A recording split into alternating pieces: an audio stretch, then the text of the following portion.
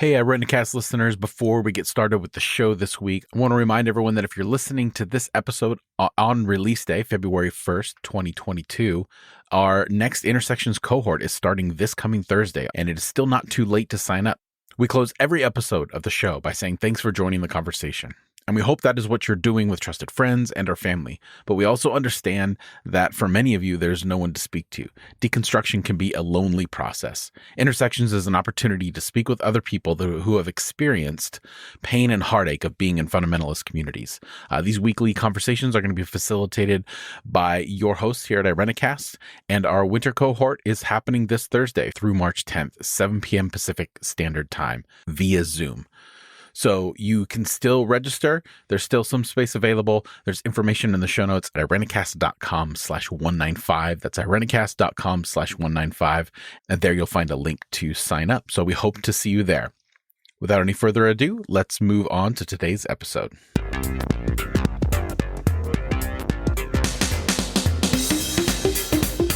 Hello, everyone, and welcome. We are Irenicast, a group of folks leaning into our progressive Christian imagination. I'm Casey. This is Rajeev. And I'm Jeff. On the first and third Tuesday of every month, we provoke conversation for shifting perspectives on theology and culture. Thank you for joining us this week. As we are here together, Bonnie is on assignment, and so it is just the three boys hanging out. So we are going to be having a conversation in reflection to a wonderful conversation that Bonnie had with Carolyn Baker, who was just phenomenal. I mean, I am so excited to pick up her book. I'll tell you, damn, I was actually on the road as I was listening to the episode. And there were so many things that really hit me, especially as I was driving through Northern California, through wine country. And any of you who know any history about Northern California, there are some pockets of strong conservatism, and seeing those big signs about Jesus and guns and water and listening to this episode was pretty compelling to me, I'll tell you that. And, as we jump into this, I'm sure many of you are so curious to know what our segment is. I know that's what you look forward to. You are super anxious to know what fun thing we have come up with. And so today I have come up with a new segment called Bunker Buddies. The guys are trying not to burst into laughter as they hear this. But Bunker Buddies is going to be our segment, and we'll share more with you after the music. But I would really just love to hear from both of you. What are some of your first initial responses to this episode that Bonnie did? Yeah, I think maybe a bit of advice to those listening. If you haven't already listened to Bonnie's interview with Carolyn Baker, you should probably hit the pause button on this episode. Listen to that, because we're in conversation about that episode right now. And, overall, she touched on a lot of things that are directly involved with sort of the times in a big sense, but also the times in very specific sense. Things like January 6th, what led up to it, the undermining of the freedoms in our society, in American society, that have been percolating for a while. And she had some thoughts on how we can navigate it all. It was a comprehensive conversation about these topics, about our times, what got us here and how to get through them, I think, might be a bit of a summary. And she said it really well. I think one of my biggest takeaways from it, as clear and honest and as sobering as she was, I felt a tone and substance of hope throughout all of it. So in a way, I feel like I'm better informed, actually about the horrors that are happening, and more hopeful about what's possible for us than I was before the interview. I mean, that sounds a little cheesy, but it is true for me. And so I really appreciated her ability to bring hope into her analysis of all of it. Yeah, I was really struck by, like you're saying, Rajeev, the hope that she brought to it. But I really do think that term that she used. Christofascism is a really important term to start using because it's very explicit in terms of bringing accountability to the Christian heritage that we all have and all of the horrible things that it's done to bring about the many things that we're dealing with and reconciling with today. And I don't think that the institutional church is very good at all with keeping itself accountable and rectifying past atrocities. I don't know exactly how that would be done, but I don't even think that these institutions are having those conversations. So of course they're not going to know what to do.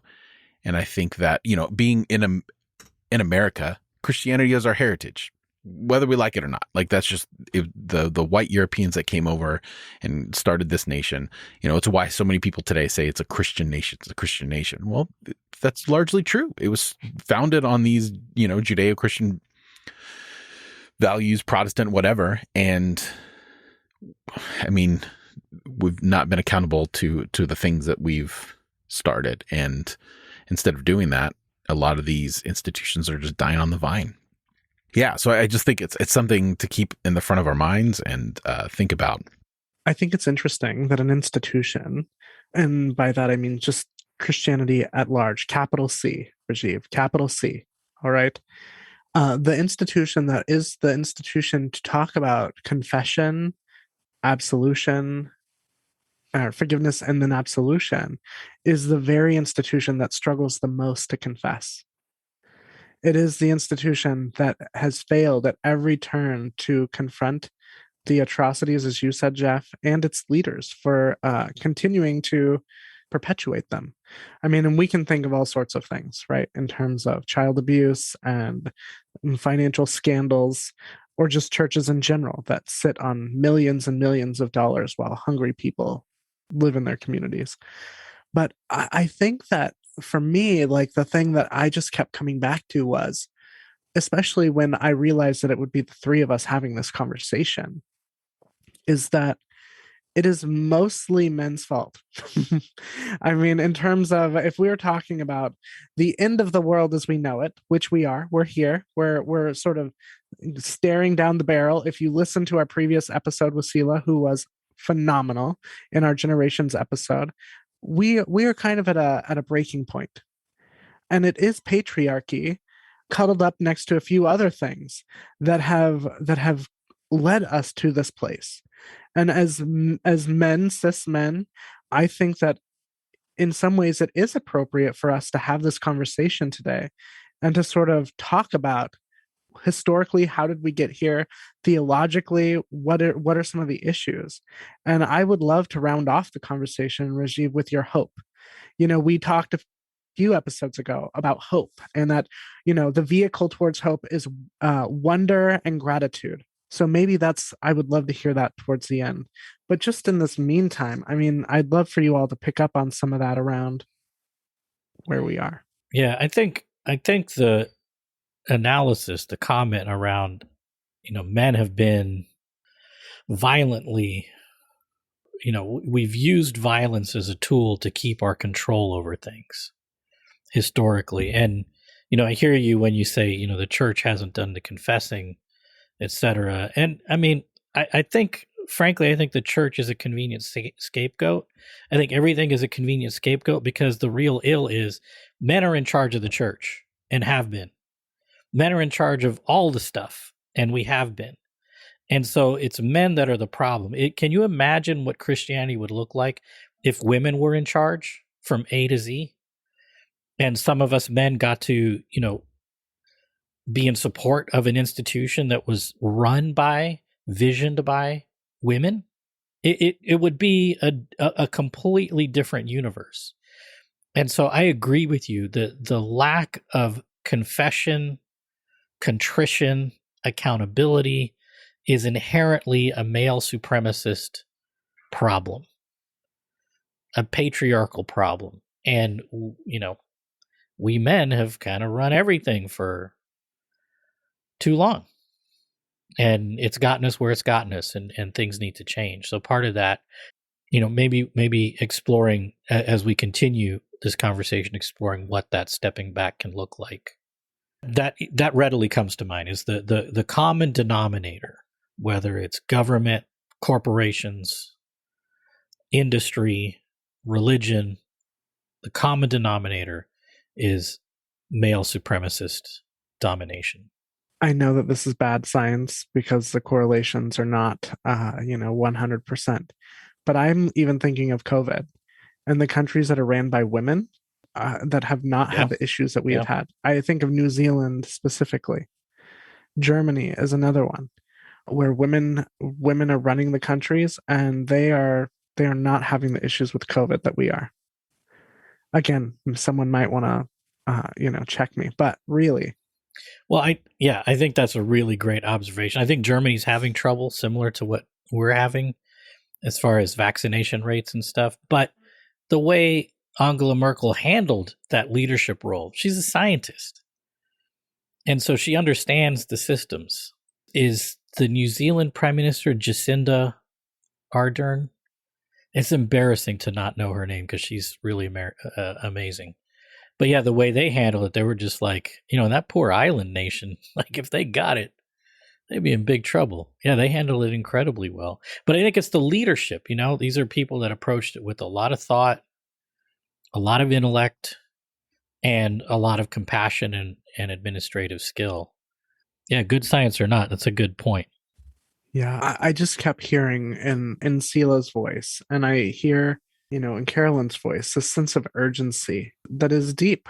There is a sense of urgency to have these conversations, to bring into the light the systems that really are destroying us, and it's sort of like, especially in light of Sila's episode, like we sort of were talking about, like, we must have skin in the game to dismantle these things. Yeah, what does it mean to not just talk about these things? This cannot be a 45-minute discussion in my brain. When this is not a hypothetical for the young people of the world, or quite frankly, for people of color in the world, because the reality is climate change especially hits them the hardest. COVID hits them the hardest. Like we know that at the end of the day, any of these things will hit the communities of color more than anybody. And so we have to be willing to move from a place of just thinking about these things to articulating them in a way that leads us to action. That's how I feel. Right? Like, so Jeff, I'm thinking about you and your family, right? You have 2 daughters. Like, how do you navigate these things in your own home? Like, how are you raising them up? I don't know what to do here. I mean, that's a good question, Casey. Like, I don't know. I'm thinking about this whole thing that we're talking about, and I know that it's a trope, right? Like, as a father of 2 daughters, and how that phrase is used by men like me to establish authority over things that they have no place to establish authority on, right? Like the red flag Twitter thing. You go to someone's Twitter account, and if the first thing that it says is husband, father, it's like, block, because it's so emblematic of the problem that we're talking about. I mean, how we deal with it in our home is we try to establish, with them the importance of their voice. And that can only be, I think, can only be exampled by my partner, who is a female, to use that voice. And I think that a lot of the times when it comes to like men's voice in our culture and moving away from the patriarchy, we have a whole group of men who are, super hurt that they can't say anything anymore and they can't do this or they can't do that because and it's like, how much more strength does it take to leave space for someone else? How much more leadership is it to leave space for someone else to shine, to use their voice because it hasn't been used in the past? So we talk a lot like that with our girls about, your voice is powerful, it's strong, use it, and try to show them representation of other people that look like them that are doing exactly that. Like I can't tell you how many Balala books we have in their room, and how many, there's a series of books called Rebel Women, really trying to shape the history that they learned. Because I know that that's a big part of it for me, is when I was growing up, representation was huge, right? Like, and I know it sounds silly, but when I was a little kid, I was raised by media for the most part, by stories. So I had like Rocky and John McClane and, all these, Indiana Jones, Luke Skywalker, like all of these cultural stories that were pretty prevalent. Most people knew what they were, and people saw them, and trying to establish that same thing. And this is just a small slice, but trying to establish that same thing for my girls, to say, hey, look, there's other faces that can be the hero of the story.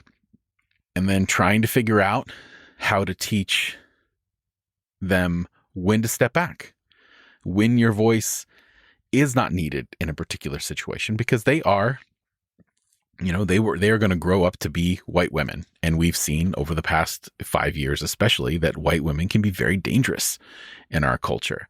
So how do we then teach them that, yes, your voice is powerful, but there are other times where you need to leave space for other voices to speak up?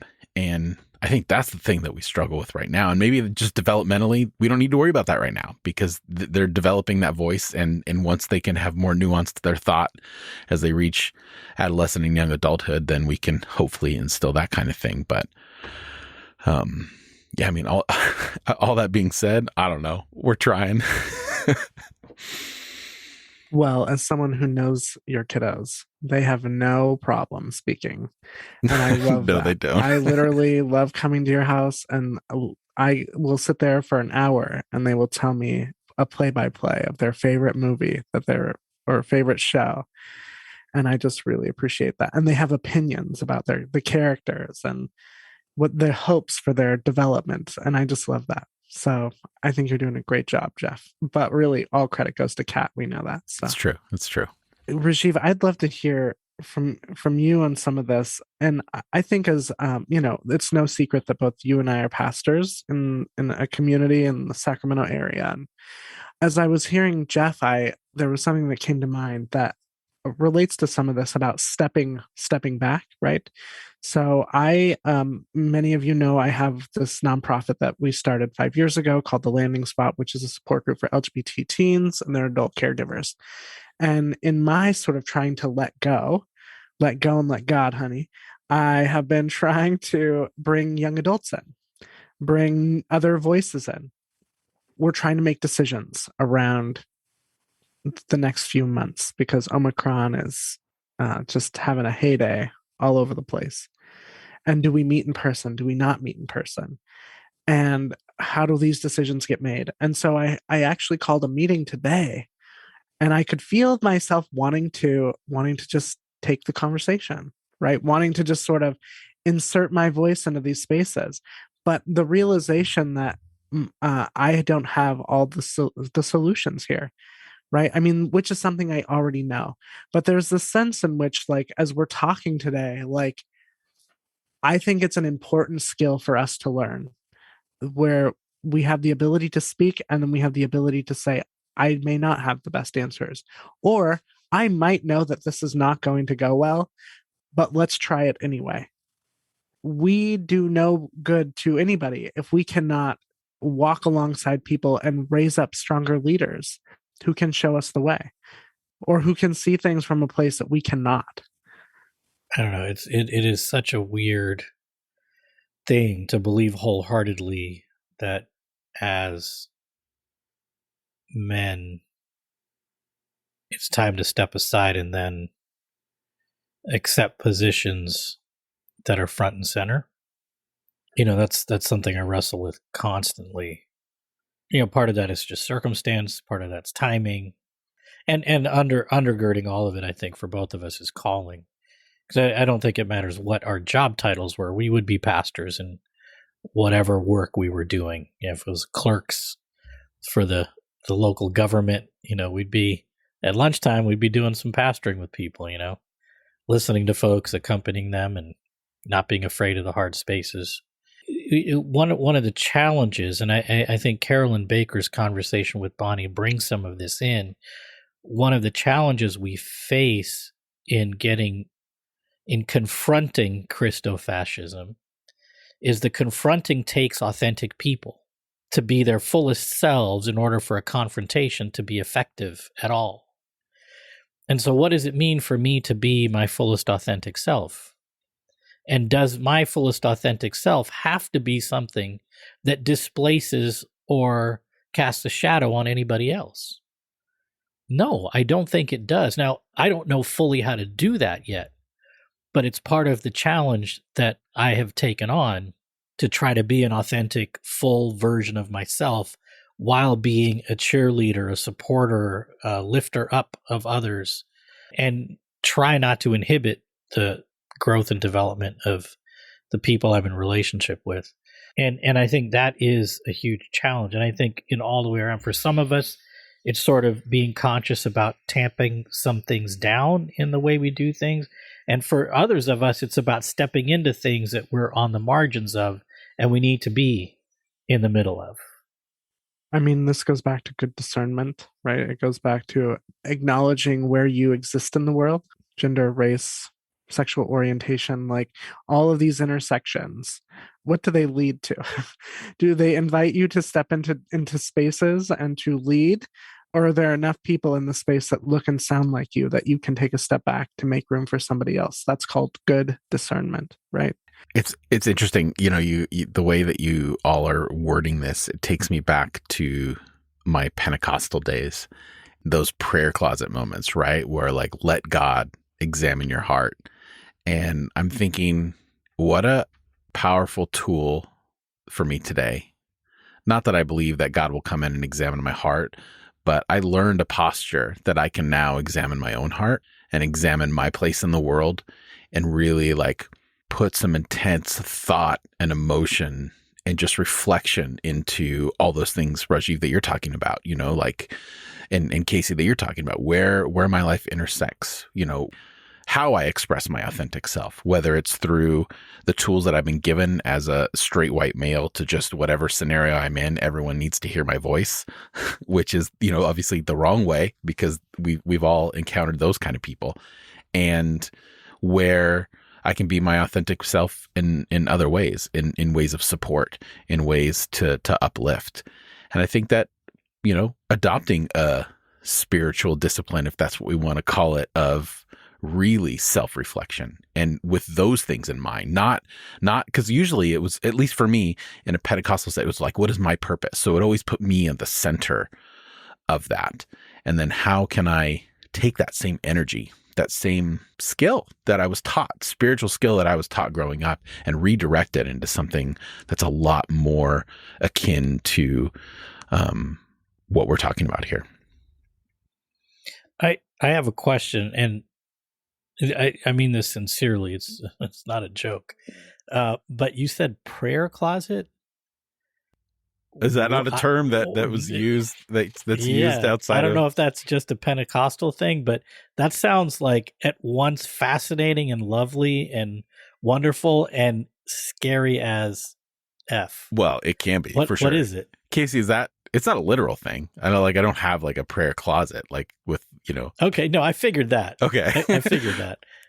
Well, actually, I do have a prayer closet, Rajeev, and it's just a bunch of pictures of you. And Oh, God. No, okay, I gotta go. Is that why you needed is that why you needed those tea candles for me, those tea lights? Jeff? Exactly. Don't worry, Casey, you have your closet too. No, I'm just joking. I don't live in closets anymore. But okay, is that a term you haven't heard either, Casey? No, I never heard that term. It's just but I meant I went to very inappropriate and dark places when I heard it. So. Well, I guess to clarify for any Protestants that don't have a Pentecostal background, it's just like a metaphor for like you put yourself alone with God, and you lock called those quiet times. Right. We said quiet time, but prayer closet was the term that I grew up with. Maybe it was just my weird community, or I don't know. If you're out there, please validate my experience by telling me that you've heard that term before. But it's just a shutting away, right? Like a shutting away and being alone with God away from everyone else, which my professor in college told me that some of the worst atrocities in Christianity happen when one man went alone in a room with his Bible. And I tend to agree with that. Wow. I love that. Yeah. Prayer closet. Does that help shed some light on it? I know it's weird. Like Pentecostalism, there's a lot of weird stuff I could share. That could be a whole episode if we want, the weird things of charismatic Christians. But yeah, that would be cool. That would be really cool. No, it's just such an interesting term that, yeah, I don't know. It's and as somebody who's pretty claustrophobic, it's problematic from that front. So I'm glad to hear it's not a literal closet, Jeff. No. That you're making or have in the corner of your garage. Yeah, no. But yeah, no, it's interesting. I mean, that the spiritual practices and the language that we put around it can be fascinating and meaningful in different ways. So anyway, thanks for clarifying that. There was a moment when they were talking about Christofascism, Carolyn and Bonnie, and there was this moment when they were talking about how do you deal with people, and I swear to you that it sounded a lot like this: we can hate the sin but love the sinner. It sounded like that. It really did. It was we can love our family members or our Trumper neighbors, but we do not have to accept their sort of political scary ideologies or their aggression, right? And I went there. I mean, it was almost like, boom, I could connect these two things. And this sort of fear of like, oh my God, have we become like the exact opposite and of the same people that we despise, right? I really am fascinated with this idea of like, how do we walk alongside people? You know, Carolyn gave us some great tips, like don't get pissed, which is always the hardest part for me. Like I'm immediately pissed. Be curious, which is great. You know, where did you get that information? And for many of the people I know and love who live in that world, a lot of what I get from them is, well, I thought it, therefore it's true. It's like almost like you think, therefore you are, or something. That was really compelling to me about like, how do we walk alongside people? And also, how do we help them get curious about their own information intake, where they're receiving this, and how they're making decisions for their lives? Yeah, the template for engagement that Carolyn Baker offered in that interview was brilliant, thoughtful, and compassionate. I haven't re-listened again, but I have plans to re-listen and actually write out notes because it's super good. Casey, I got the same vibes that you did. The hate the sinner, you know, or hate the sin and love the sinner. With that particular portion of the conversation. And I wonder too, you know, I think everyone needs to know their boundaries, what they can handle and what they can't handle. I think there's room for compassion with those that are close to us, family, whatever. But I also think there's room for anger.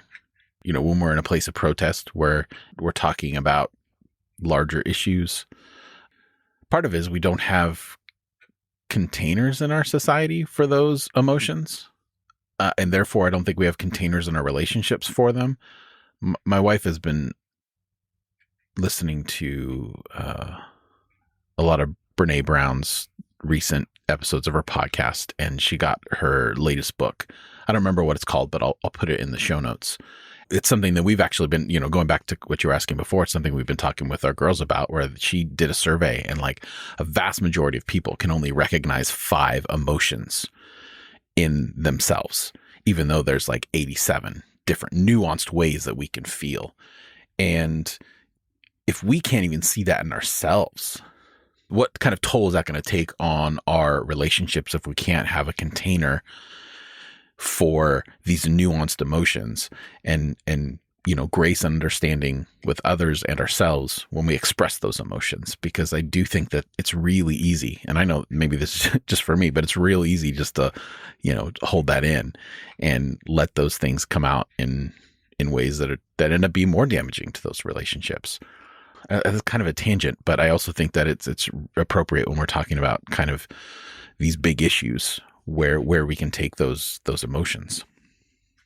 No, I don't think it's a tangent at all. And what comes up for me right away, Jeff, when you were talking about the inability to access those nuanced emotions, which there are many of, and they're probably not really even that nuanced, they're there. But this, again, I think is a byproduct of toxic male supremacy, where we're like, look, you're allowed to be angry, you're allowed to fight, you're allowed to, like, we're just in denial about so much, and then that template, that inability just gets forced on everybody, and so we struggle with that. Thank God for Brene Brown. I mean, really, geez. Before we end our conversation, I'm kind of jumping here, but I just want to talk about the cover, because in the interview, Carolyn references the cover that she really likes to her book, and I'm looking at it right now, and just so it's in front of me, and it's so powerful. There's the Kindle version, which is sort of the, I don't know what you'd call it. It's the, I don't know, the watered down version that she's not a big fan of. And then there's the version that she chose in partnership with an artist that she's in relationship, has a cousin or something. But it's so bold and scary, and that's where Christianity is in so many instances. And those of us in Christianity, this is what we're confronting, as fellow Christians. Yeah, so look up her website, carolynbaker.net, and scroll down a click or two. It's a powerful image. And get her book. I think that this is something that we sort of talked about at one point around January 6th. This idea that if you were a Bible believer, honey, if you love the Lord, and you showed up waving your Christian nationalism flag, and you look around and see all these swastikas and Confederate flags, you might ask yourself, oh, is this where I've ended up? I mean, again, about in terms of good discernment, there's a church in our area that has hired for security of their church the Proud Boys. And you have to ask yourself, if you are someone who loves Jesus, are you willing to attend a church that partners with white nationalists? I mean, I remember as an evangelical, and maybe this has went away, and actually that would make sense for a variety of reasons, but I just remember walking into this event hall with a picture of George W. Bush, like huge, like 8x10 of George W. Bush as you're walking into the sanctuary. But that's a whole nother thing. You as an evangelical, at least when I was a young person, would hear things like you are to sacrifice everything for the cause of Christ. You are to lay your life down. You are not of this world, right? Those are the kinds of messages that Christianity, your faith above all. And now I think we have the tide has turned, and the messaging is that we would choose our white supremacy and our white nationalism over our faith. Are they the same thing? I mean, and I would argue they are. I mean, they have become the same thing. In my experience, they were never separate. They were never separate. Like every church that I grew up in, it was, I heard pastors say, if I go into a church and there's not an American flag on the stage next to the Christian flag, then I'm walking out. And every, 4th of July or whatever Sunday was closest to that, there was always this, red, white, and blue confetti going all over the place for, America and all that kind of stuff. And it's just like, come on, like, it was never separate. Like, it was always there. And I think that when they use the rhetoric of, you die for your faith and you're also confronted with the American flag, then it conflates those two things. Yeah. Yeah, absolutely. But I also think it's important for us to frame, American Christianity is a very adolescent, pimply-faced Christianity. It isn't the large body, the ancestry and history of Christianity. It's a blip on the landscape of the scene. It is a dominant force in our experiences. The hope is that we can get out of this adolescence without destroying too much more. I don't know though, Rajiv. I don't want to push back on that, but I just want to kind of get a little bit more, because from my perspective, it's just the next iteration of the same energy that did the Crusades, or whatever. Like, it's still the main. Like, there's definitely so many wonderful, beautiful paths of Christianity, but it feels like the visible portion of Christianity has always been some version of this. It's always been some adolescent. No, I think that's what grabs the headlines for their times.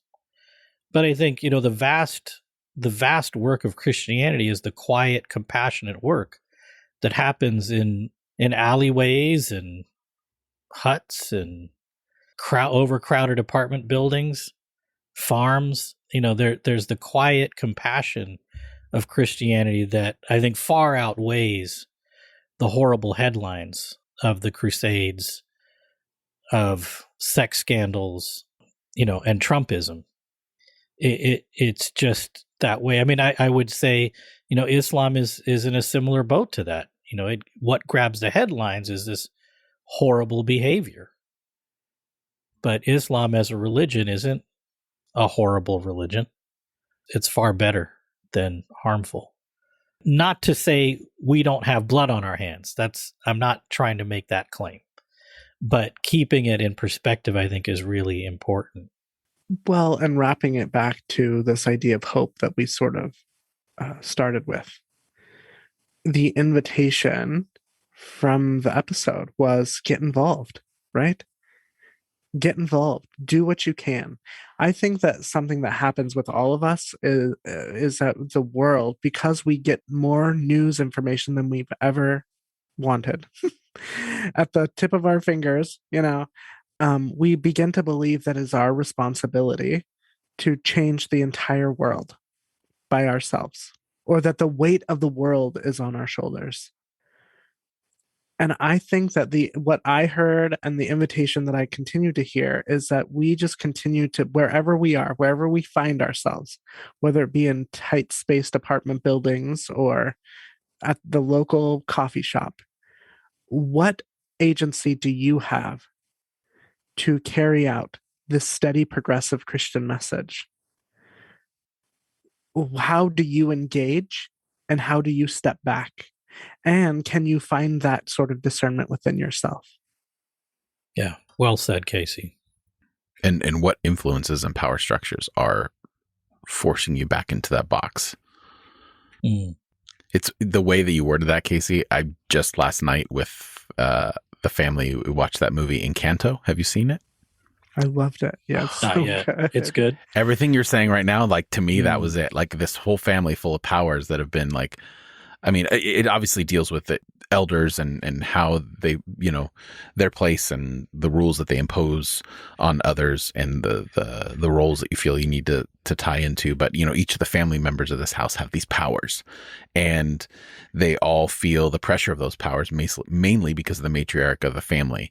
And it's about, finding that understanding, and people learning to be who they are, and people learning to let go their powers and relax, and like all kinds of different spectrums of that. But it's just it's a really cool kind of version of what we're talking about, right? Like, we've all been given some sort of power or influence in this world, and learning how to use it in a way that legitimately helps the community, as opposed to conforms to what the community expects, and really finding our way in the midst of those two, those two opposing forces feels really appropriate to this conversation. So yeah, I'm glad I watched it last night in advance of this, not knowing where it would go.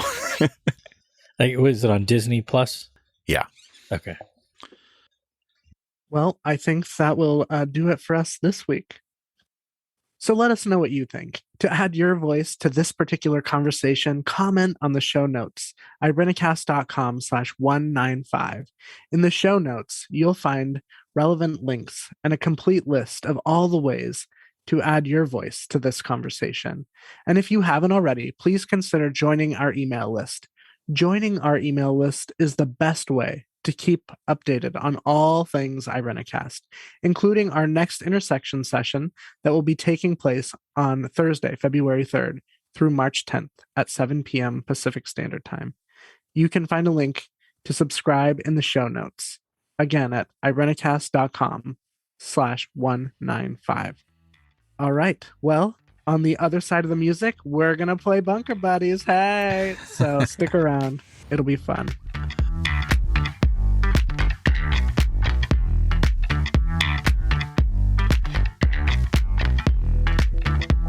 All right, and we're back. And so today we will be enjoying our segment, Bunker Buddies. Guys, you're my bunker buddies for life. BBLs. You're my BBLs. And so if we were going to be in a bunker together, you're only allowed 3 items. And I would ask that you each be considerate of our BBL living situation. What things would you bring to our bunker? So I have a couple questions, Casey. Just before I want to get the world set in my head. Okay, so Sure. Is this like in this scenario? Do we have unlimited power? Like, can we assume that the bunker itself has been given, flowing water and power? Correct. That's Okay. right. Right. We've just went underground because the white nationalists have taken over. Okay. And they're all praying to Jesus, and so we're hiding out. In the very way that they were convinced they would have to hide out, we now finally have found our way to the bunker. We have power and water. Gotcha. And so is it, unlimited power, potable water. Right. Okay. and is it like a one big room, or are we like a house situation where we have a kitchen and a living space? This is a lot. This is a lot. We have a communal kitchen, and it's not like a fancy kitchen. You get like little propane tank. It should just be a hole in the ground, Casey, that keeps us safe from the white nationalists. We got potable water and unlimited energy. What else can we ask for? That's exactly right. Other than a prayer closet. I think we should have that. Should just come standard prayer closet. It should. I mean, every bunker has a prayer closet. Oh man. All right, Casey. How do you want us to do this? You want us to go one by one, or get 3? Do we get 3 things? We get 3 things. And the 3 things can have like magical properties, like be unlimited. I feel like there's a limit to these things. Okay. All right. Casey, I think it would be helpful if you started us with your first item so that we can get an idea on what you're thinking and what way you're going, and then we can follow behind. Sure. Because we will not have internet in this world, because internet is full of fake news and pornography, the white nationalists have ended internet access, which means we cannot stream things. So I am going to bring my entire collection of Bob's Burgers as something to keep it light when I'm stuck in the bunker with the boys. So I love that show and I hate that show. This is because I'm like, that's my life. Those are my kids. Those smart aleck punk kids. And look, when Tina touches the boy's fingers and then she goes into this alternate universe of that was me all of high school. That's a good one. All right, I would bring a decent collection of board games. Okay. Keep the mind and the socialization going. So since you're bringing a collection of things, board games, I'm going to bring my cooking essentials. So my cooking essentials pack. So I got my chef's knife, which got to have. Got my cast iron skillet. Got to have that. And then since we do have unlimited power and water, I will bring my sous vide so that we can, whatever food we have available, we can cook to perfect temperatures and sear it on the beautiful cast iron skillet. So that would be my quick cooking bundle that I've grabbed as I ran out of the house as, neo-Nazis were burning down my abode. I'm going to bring, because again, this is not limitless, I'm going to bring my 12 favorite bottles of wine, a case of wine, so that every year that we are stuck in the bunker, at least up to 12 years, we can commemorate our safety in our bunker. Okay. I've got this concept for a fish tank that has multiple chambers, and it's a self-sufficient fish tank. And in each of the chambers, there's a supply of fish at different stages of development. And these are fish that reproduce very quickly. So we will have a decent supply of lean protein, that we can put in the sous vide and enjoy fish protein in perpetuity. Sounds good. Well, since we're going to be in a hole and going along with what Rajeev was talking about, I was thinking, bring as many seeds, so a pack of seeds for produce that we could grow with the appropriate, UV light that is undoubtedly connected to Rajeev's intricate fish machine, because they're going to need some sort of light as well. So we gotta have the repurpose grow that light. lights. Exactly. Yep. So we got food covered and wine. I mean, what? Well, 1 bottle a year. That's right. That's right. Which make it last. I'm fine with. But, Casey, hopefully you won't have withdrawals. Because we have all the essentials, we now need an aesthetic. And so I will bring my favorite poster of Justin Bieber, just so that we have something to look at for all of our time in the I don't know how I feel about that, Casey. I don't know how many guesses we need as to which is the favorite poster of Justin Bieber, but he's a nice boy. It'll be fine. I got one more thing, right? We kind of got food covered. It sounds like it's almost like we got the bases covered. So what's a nice thing to have? A decent sound system. Yeah. Okay. So we can listen to Justin Bieber. So we can, listen to music, and with that already comes equipped with a hard drive with like a bajillion songs of all the genres. So we will be entertained through music. All right, Bunker Buddy Jeff. All right. Well, I gotta bring my guitar. We have a bunch of time down there, and I just know how to play chords, and I'm gonna use that time to get much better at the guitar. You can spend time in your prayer closet playing the guitar. That's right. And then if later the hard drive fails, then we can do some live music, and I'll play the guitar and Casey will sing. That's right. Yeah, I'll just add a little drum kit to that thing. I always wanted to learn to play the drums. There you go. Well, I must admit this was not a very successful event, but we tried. Look, Bonnie and I always say we are the least fun among us. So there you go. What are you talking about? It sounds like it sounds fun. great. I'm down with this, Bunker. Although I'm not so sure about the Justin Bieber thing, but it's fine. Look, that's our running shtick, so you just have to deal with it. I'm fine. Yeah. If I get to be in the bunker with you two, then it's well worth the price of admission. Casey, you had us thinking about survival, man. We're trying to deal with the survival of the white supremacist Christo-fascists who are up on the surface of the earth wreaking havoc. So hey, I took the assignment seriously. I appreciate that. You understood the assignment. That's right. I didn't want to throw that out there because I'm not cool enough, but thanks, Jeff.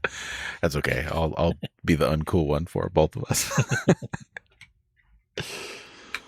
Well, that will do it for us this week.